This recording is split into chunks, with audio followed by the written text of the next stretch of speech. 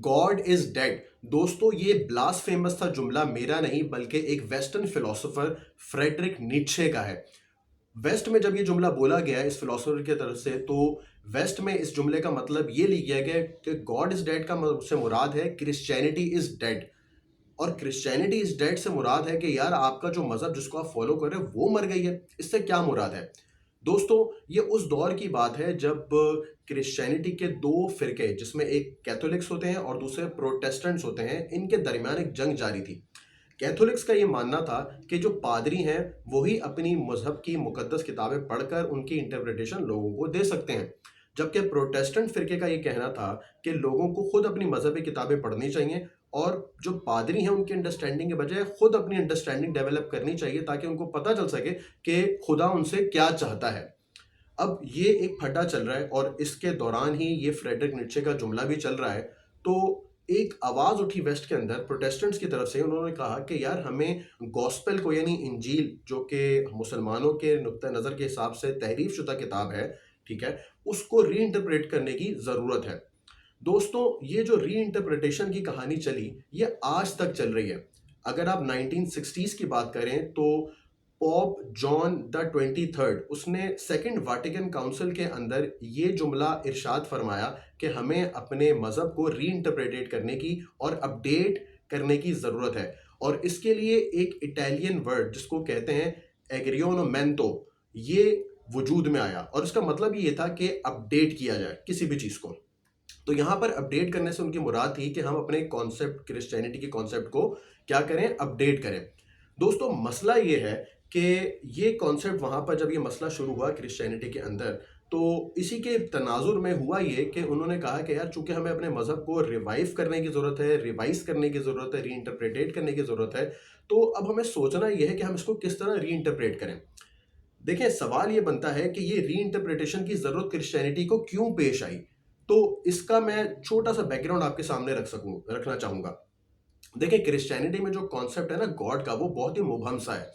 मिसाल के तौर पर जो क्रिश्चियनिटी है वो ग्रीक फिलोसफी से बहुत मुतासिर है।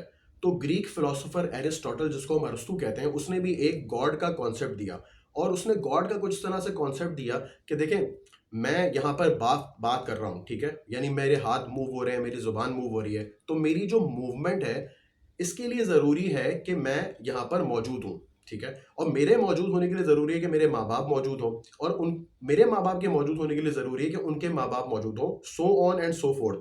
और चलते चलते एरिस्टोटल ने कहा कि भाई कोई एक हस्ती इस तरह पीछे जा जाके एक हस्ती का ऐसा होना ज़रूरी है जिसने पहली दफ़ा किसी चीज़ को पैदा किया हो और उससे फिर आगे जाके यहाँ तक वजूद में आ गया कि मैं यहाँ पर आपके सामने मूवमेंट शो कर रहा हूँ, जिसको प्राइम मूवर के कॉन्सेप्ट से पेश किया जाता था। ये अरिस्टोटल का कॉन्सेप्ट था।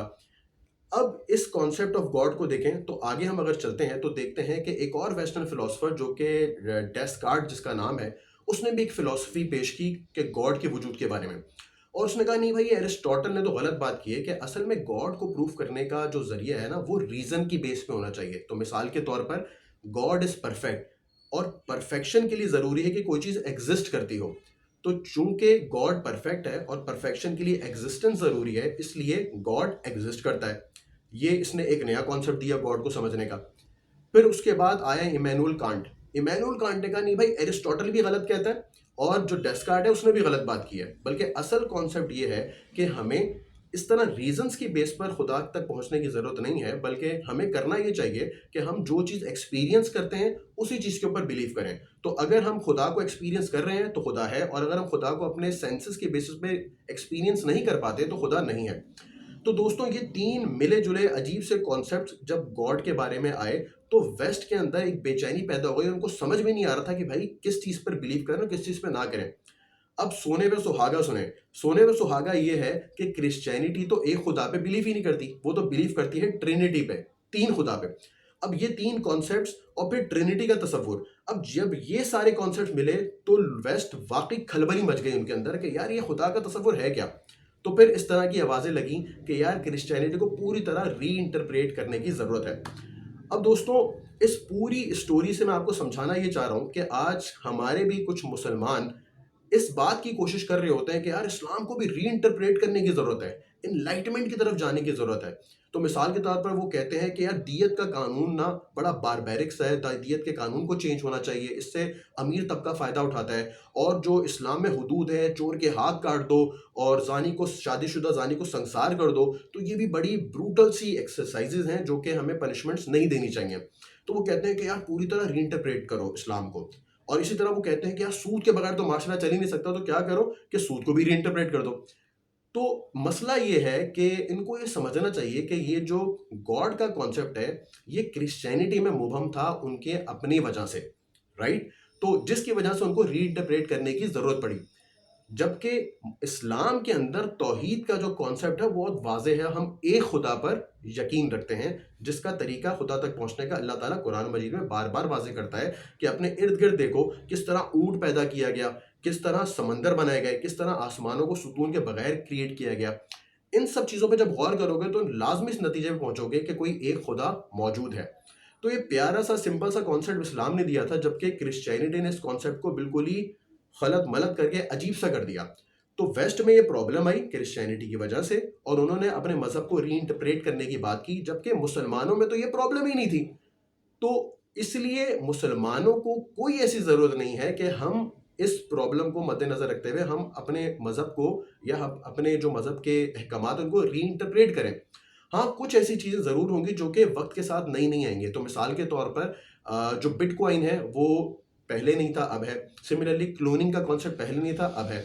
हाँ, इसके ऊपर तो इज्तिहाद हो सकता है, लेकिन वो अहकामात कुरान के और सुन्नत से और इस्लाम के वो अहकामात जो कि 1400 सालों से चले आ रहे हैं और इसमें उम्मत का इख्तिलाफ नहीं है, तो उन अहकामात को रीइंटरप्रेट करने की ज़रूरत नहीं है।